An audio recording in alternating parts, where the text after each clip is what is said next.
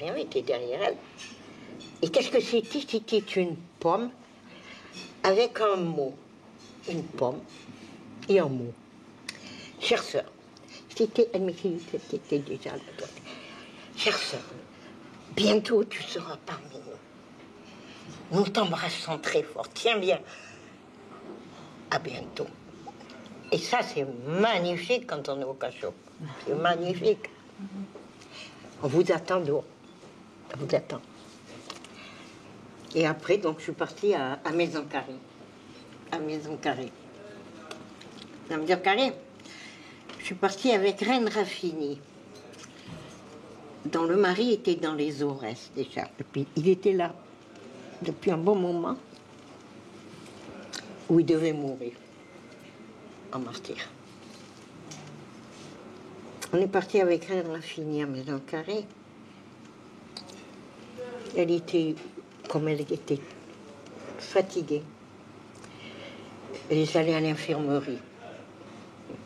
Ce qui fait que là, je suis restée seule avec les droits communs. Quand je suis... D'abord, on vous met au cachot. Bon, au cachot. Pour vous montrer ce que c'est que la prison. Vous savez que c'est bon. On vous met au cachot. Quand on sort du cachot, avec le matelas, la cuvette et le pot de chambre. Bon. Parce qu'on était dans des sortes de cage à poules. Et quand j'ai vu tout, c'était comme la prison d'autrefois. Les femmes n'étaient pas libres d'aller devenir. Elles étaient sur des bancs le long du mur, dans la cour. Elles ne marchaient pas. Elles étaient sur les bancs le long du mur, assises, et elles trissaient l'alpha. Et puis alors on avait la tenue. Hein. La tenue, c'était... une robe, un sac et un bonnet blanc, un bonnet. Et quand j'ai vu ces femmes-là, j'ai posé mon barda par terre et je les ai toutes embrassées.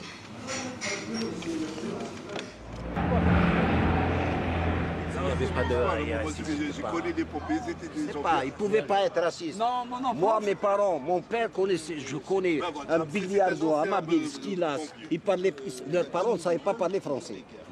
Ils parlaient en italien et en espagnol, ici même. Oui, mais moi, j'avais mon boulanger. Ils ne pouvaient pas être racistes, enfin racistes quoi. C'était de pauvres bougres. Oui, voilà le mot. C'était des pauvres bougres qui on n'a jamais vu, qu'ils n'ont jamais voulu prendre position. Le seul parti où je pouvais adhérer, hein, que j'ai été amené, toujours grâce à la de Pierre Crotte et bon, d'autres copains du syndicat, mais surtout, bon, et puis Assensi qui était secrétaire général du syndicat de la métallurgie, on m'a donné de la lecture Politzer, hein, je ne sais pas si tu as connu, bon, hein, je me suis inscrit au Parti communiste.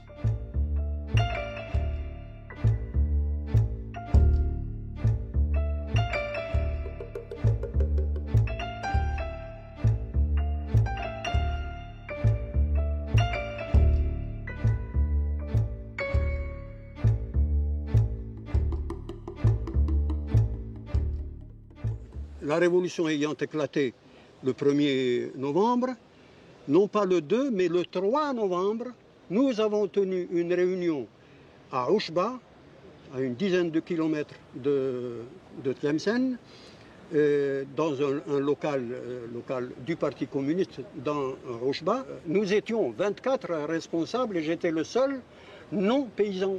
Mais je leur ai raconté ce qui venait de se passer à travers l'Algérie. Et tous, comme un seul homme, nous avons décidé d'adhérer à la révolution.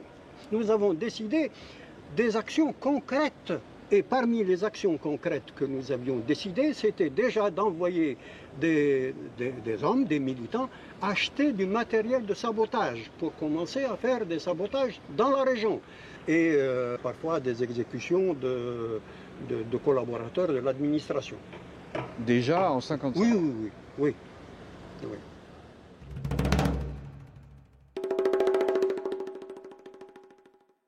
vers le mois de juillet 1955, le Parti communiste a pris la décision de créer ses propres combattants, enfin éléments armés, qu'il a appelés les combattants de la libération. Et c'est en tant que combattant de la libération que j'ai été envoyé par le Parti communiste le 14 juillet 1955. J'ai pris le maquis dans la région de Tlemcen.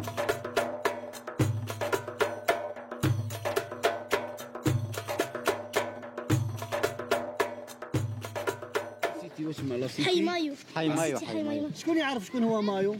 أنا. قول لي شوف واش تعرف على مايو؟ مايو تاع تلعب الكرة. ها؟ تلعب شكون الكرة. هو مايو؟ شكون هو أولي مايو؟ فرنسي. قول لي شوف. مجاهد. مجاهد. واش تعرف عليه ثاني؟ ونعرف في حي مايو. ومايو واش قلت لي واش يكون مايو؟ مجاهد. مجاهد. شارك في الثورة تاع الجزائر. عاون المجاهدين. وي. فرنسا. انت تعرف حاجة على مايو؟ واو يعرفها. تعرف حاجة على مايو؟ مايو مجاهد. Militant communiste, il fait partie des combattants de la libération.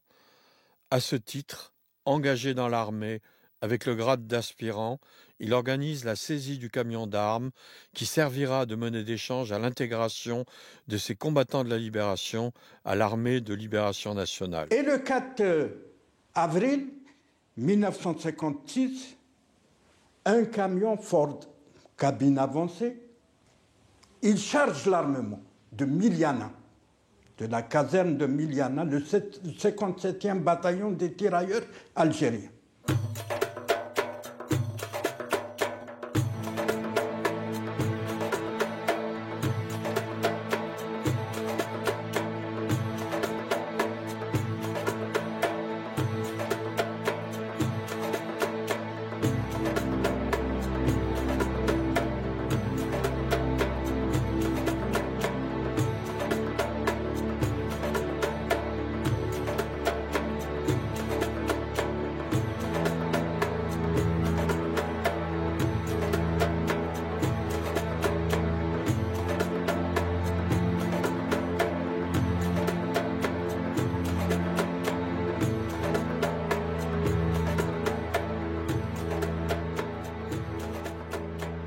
Ce qui nous a marqué, les gens, les jeunes, les enfants de mon âge, ont été marqués par la mort, par le sacrifice de Henri Mayo.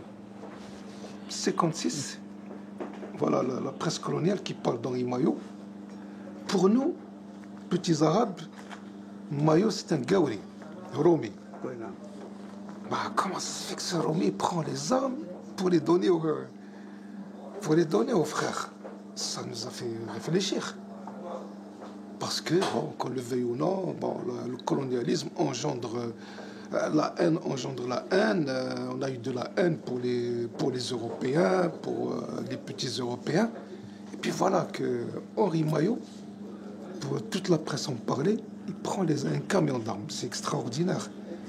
Il y avait 126 mitraillettes Stern, des grenades, des 90 pistolets, enfin un armement de quoi alimenter 2 katibas de la Hélène.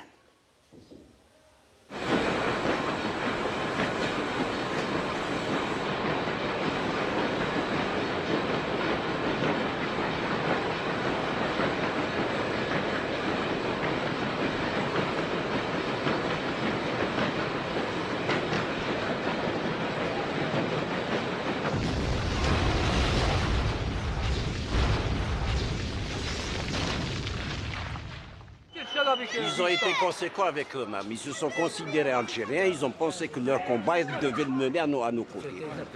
Voilà. Ça, c'est bon. Même si les Pieds-Noirs qui se disaient algériens, logiquement, ils devaient prendre parti avec nous. Non, ils devaient combattre avec nous. Ceux qui se sont sentis réellement algériens, ce sont des gens comme lui, ils ont combattu à nos côtés.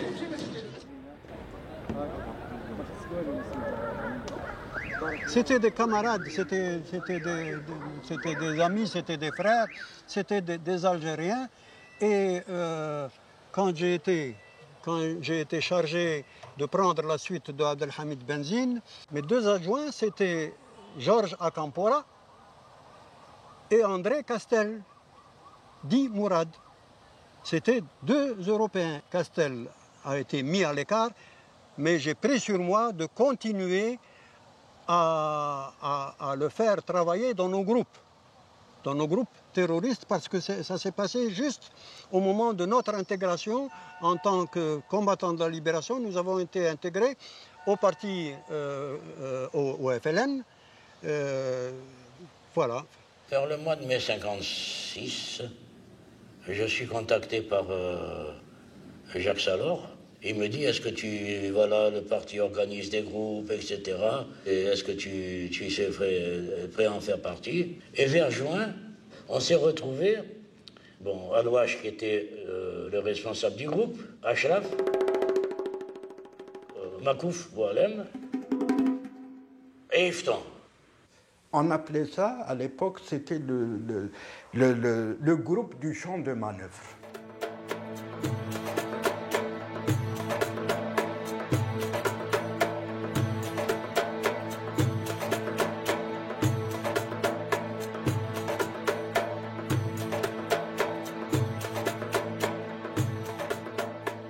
Il était arrêté le 14 novembre, mercredi 14 novembre 1956 à 16h30 au sein de l'établissement de l'EGA. C'est à partir de là qu'il a été pris donc, au commissariat central.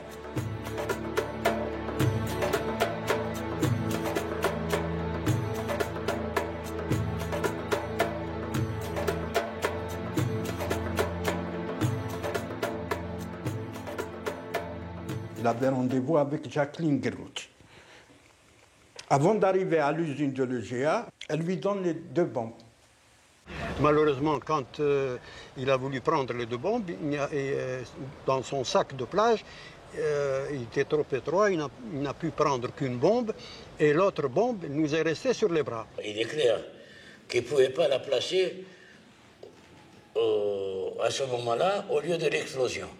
Ce n'était pas possible parce qu'il y avait du monde. Donc il a placé dans un local c'était dans un local désaffecté. Bon, le contremaître qui malgré tout se méfiait de lui parce qu'il était connu comme militant. Hein. Le contremaître passe, il entend le tic-tac. Comme on n'avait pas eu le temps de préparer un autre objectif, on s'est dit, bon, on va la jeter au charbonnage terrain, elle va exploser là, ça va faire beaucoup de fumée, etc.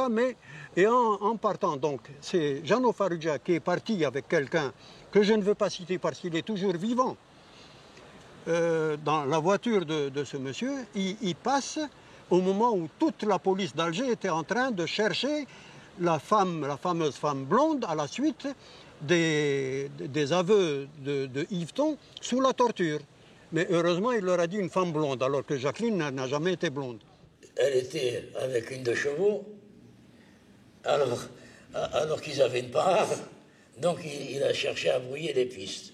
Et il a donné nos noms que lorsqu'il se pensait qu'on était dans la nature.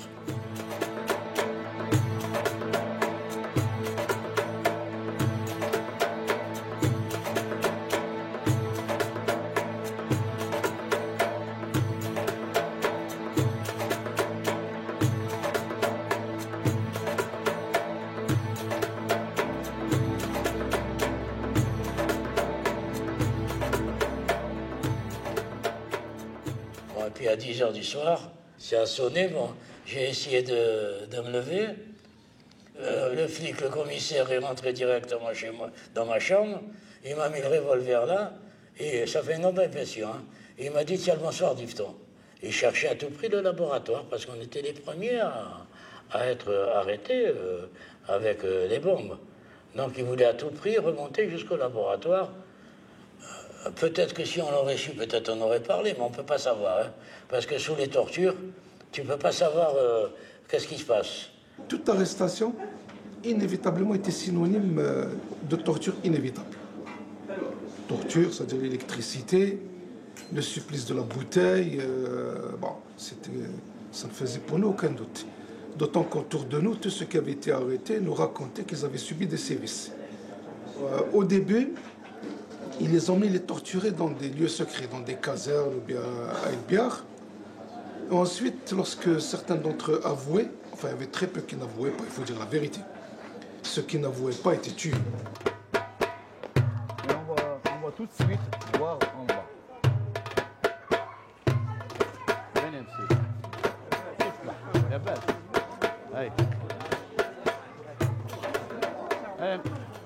Alors, pourquoi nous voulions nous arrêter ici? Parce qu'un des tortionnaires s'appelait Schmitt. Il était lieutenant à l'époque. Et par la suite, du temps de François Mitterrand, quand François Mitterrand deviendra président de la République, il choisira Schmitt comme chef d'état-major des armées. C'est lorsque François Mitterrand était ministre de la Justice qu'il y a eu le plus d'exécutions de condamnés à mort. Alors on se demande, mais pourquoi le même homme a-t-il ensuite aboli la peine de mort lorsqu'il est devenu président de la République? Aurait-il fait mea culpa? Personnellement, je ne le pense pas, mais on peut ne pas partager mon opinion. Parce que c'est quand même le même homme qui a choisi Schmitt comme chef d'état-major, connaissant son passé, et qui également a fait voter une deuxième loi d'amnistie après son élection pour les tueurs de l'OAS. Il fait nuit encore, il fait nuit, hein. Et ils viennent à l'aube et là, on entend le cri Allahu Akbar. Ça veut dire, on part. On entend ça et ça veut dire qu'il les emmène.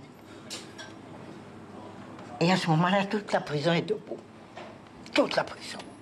Elle est en état d'émeute. À chaque fois, c'est une petite émeute. Et alors, on crie des slogans. On monte ouvrir les stades. Des slogans. On chante. On chante. Bien sûr, des chants patriotiques. On chante. On crie. Et après, on fait une grève de la faim d'une journée, en signe de protestation et de deuil. Lorsque ce 11 février, un peu avant 4 heures du matin, je l'ai vu arriver, avec les deux autres à ses côtés, les bras tordus derrière le dos, à peine réveillé, mais déjà lucide, en maillot de corps. Il savait que c'était ses derniers instants.